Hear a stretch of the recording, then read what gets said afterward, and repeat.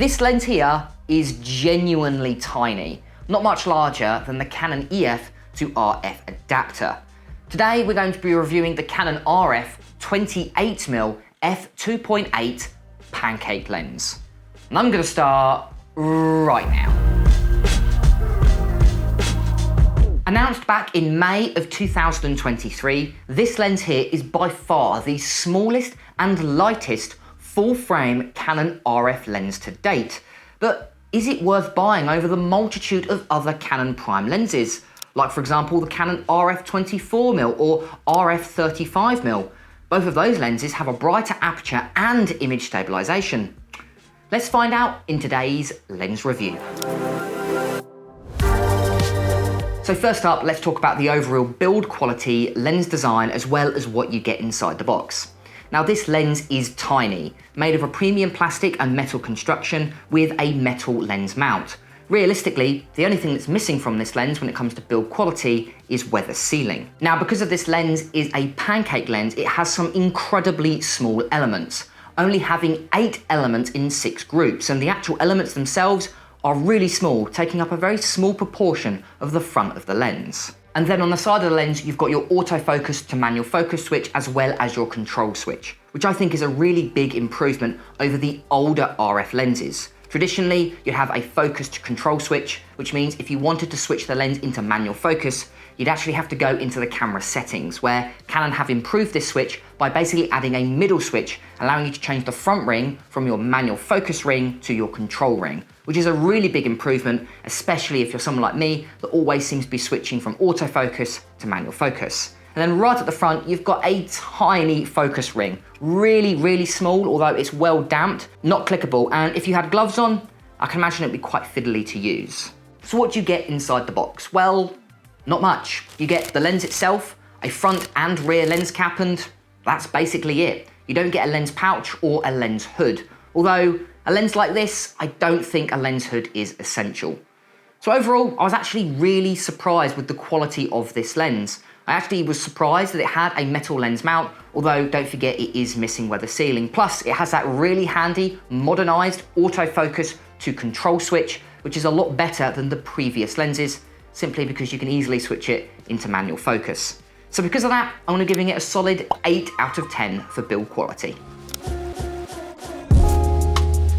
Now when it comes to standard wide angle prime lenses, you've realistically got 3 options. You've got your 24mm, 28mm and 35mm. And each one of these lenses will give you a slightly different crop and compression. Here is 24 versus 28 versus 35mm. And out of these 3, the 28mm is the middle child. It's the one that everyone seems to forget about. I must say, I've been shooting for many years and I've never actually owned a 28mm prime lens. I've always gravitated towards the 24mm, which is actually the focal length I'm shooting on right now, as well as 35mm. They're the 2 favorites that I have. So I was actually pleasantly surprised of how much I liked a 28mm focal length. It's a great balance between the two, giving you a great amount of versatility for a wide range of different types of photography, from portrait to landscape to street, even for astrophotography. And couple that with the f2.8 aperture, which, grant you, is not the brightest aperture I've seen on a prime lens, but significantly brighter than most zoom lenses at the same price point. This is great also for low light photography. Okay, let's talk a little bit about sharpness and pointing at a few graph images. Okay, so let's have a look at sharpness first. If you go ahead and zoom in at f2.8, we can see we're getting great sharpness in the center, and I would say the corners are pretty good. Now we can improve those by stepping down to f4, and it's the same situation when we step down to f5.6, and I would say this lens is at its sharpest at f8. Then f11, diffraction starts to take shape, softening the image, but only ever so slightly, and that's the same situation with f16, getting a little bit softer, and then at its narrowest aperture, f22, I would say the image is quite soft. Next up, let's have a look at distortion and vignetting, and the distortion is not great and the vignetting is mild.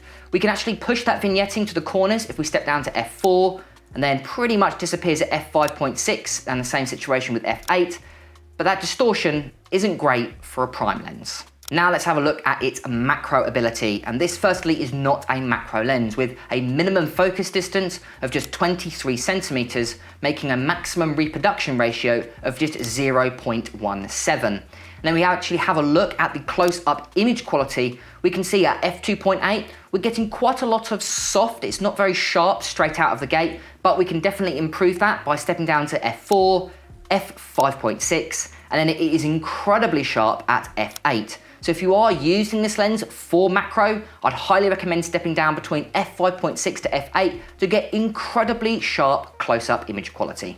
And lastly, let's have a look at flaring. And due to this lens being a pancake lens with very small optics, you're getting a lot of color flaring, a lot of green and blue color flaring, as well as a reduction in contrast, especially towards any bright lights. So if you are using this lens, I wouldn't recommend pointing it towards any bright lights. So overall, I actually thought the image quality of this lens was pretty good, especially when you think it's a pancake lens. Pancake lenses are not known for having the best sharpness or best distortion and vignetting. This really did hold up its end. Grant you, it's not the best lens I've ever tested, but it certainly isn't the worst. And because it's a pancake lens, I'd actually give it slightly higher marks just to do the overall size and weight. Think how small that optics is, and it's almost as good as some other lenses that are significantly bigger and more expensive. So because of that, I'm giving it a solid 8 out of 10 for image quality. By far, the best pancake lens I've ever tested. Next up, size and weight. And this is an easy one. By far the smallest and the lightest full frame Canon RF lens to date. Is actually basically the exact same size as the Canon EF to RF adapter, where this is a lens, that's just an adapter. Really impressive. Coming in at just 120 grams, incredibly light. So light that it almost feels like it's not on the front of your camera. It basically almost feels like you've just attached some kind of front lens cap to it. It's that small. Now we compare it to a few other lenses with similar focal lengths, like for example the Canon RF 24mm f1.8 macro. That lens there comes in at 270 grams, as well as we compare it to the other Canon RF 35mm f1.8. I've actually recently done a review on that last year. You can go ahead and find it here or in the link in description. And that lens there comes in at 305 grams. So compared to the other standard wide angle lenses, this lens is minuscule. And with a 55mm filter thread, it's going to be easy to buy and fairly cheap. And if we have a look at the size chart here, we can see it's basically the same size as an adapter. So because of that, I'm giving it as to full marks, the 10 out of 10 for size and weight. Next up, let's talk about the overall autofocus, image stabilization, as well as what this lens was like for video. Now, if you are wanting to buy this lens for video, personally, I don't recommend it because there are better lenses out there if you're more of a hybrid shooter. Like for example, the Canon RF 24mm or RF 35mm. Both of those lenses have firstly a brighter aperture as well as image stabilization, which will make a big difference to the overall image quality when it comes to video. So yes, this lens is good for video, but it doesn't have image stabilization, which is an important factor. Now when it comes to the autofocus, it's basically the same as pretty much any other AF lens, especially with an STM motor, or a stepping motor, which is the more budget-friendly option when it comes to the Canon lens lineup. It's really fast and really reliable, especially when I used my Canon EOS R5, locked onto people's faces or locked onto my subject, and never really had a problem, even in a low light environment. So the autofocus is really reliable, but when it comes to video, I wouldn't necessarily recommend it. So because of that, I'm only going to be giving it a 7 out of 10 for autofocus and image stabilization.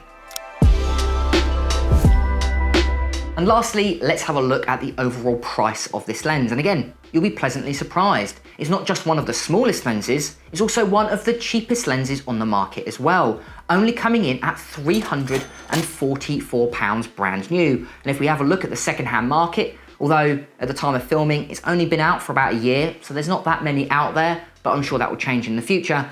In used condition, that comes in around £200 to £300 in reasonable condition. And as you can see, it's really good value for money when you compare it to the other lenses with similar focal lengths. Like for example, the RF 24mm f1.8 macro. That comes in at £669 brand new. And in reasonable condition, secondhand, you should be able to find it between £400 to £500. And then we compare it to the RF 35mm f1.8 macro. Again, more expensive, coming in at £529 brand new, and in reasonable condition second hand, you should be able to find it between £350 to £450. So as you can see, it's not just the smallest, it's actually one of the cheapest lenses. I think there's only two lenses that are cheaper. That's the RF 16mm and the RF 50mm. So yeah, really good value for money, especially when you think of how small and lightweight it is, as well as when you compare it to image quality. So because of that, I'm giving it a solid 9 out of 10 for price. It's that time of the video, guys, where we look at the overall pros and cons to really work out, is this RF 28mm worth a spot in your camera bag? Let's have a look at the pros first. First up, really small and lightweight. You're not going to find a smaller, full frame mirrorless lens on the market. It's actually, for a pancake lens, surprisingly sharp, being one of the sharpest pancake lenses I've ever tested. It also has that really handy, modernized autofocus to manual focus control switch, which is a big improvement over older RF lenses. It's also one of the cheapest lenses as well, coming in at just £344. So you can see a decent amount of pros, but let's round this review off by looking at a few of the cons of this lens and why maybe another lens might be worth a spot in your camera bag. This lens is really small, which, grant you, is definitely a positive, but also can be quite fiddly to use, especially if you've got gloves on. And because of the size and weight, it has no image stabilization, where the RF 24mm and RF 35mm both have image stabilization and a brighter aperture. So if you're after a lens for video, I'd recommend those two lenses instead. And lastly, the image quality is good, but there are definitely better lenses out there. The RF 24mm and RF 35mm both have better image quality and a brighter aperture. So overall, what do I think of this lens, and do I recommend buying it? Well, the simple answer is yes. Actually, I was really impressed with how good this lens was. It's so small and lightweight and incredibly cheap versus other lenses. I was expecting the image quality to be above average, but actually, this lens is as good as some other more expensive lenses on the market, yet it only being a pancake lens. So it really shows you how good the image quality of this lens is. So if you're after a small, lightweight lens for travel photography that you can just chuck in your pocket and get great images, then this lens here is by far the best on the market. But if you're after a lens that's a little bit more hybrid, maybe good for photo and video, or if you're a professional photographer and after the best image quality, some other lenses might be better, especially the RF 24mm and RF 35mm that both have better image quality, a brighter aperture, and most importantly have image stabilization. But don't forget, they're more expensive and larger.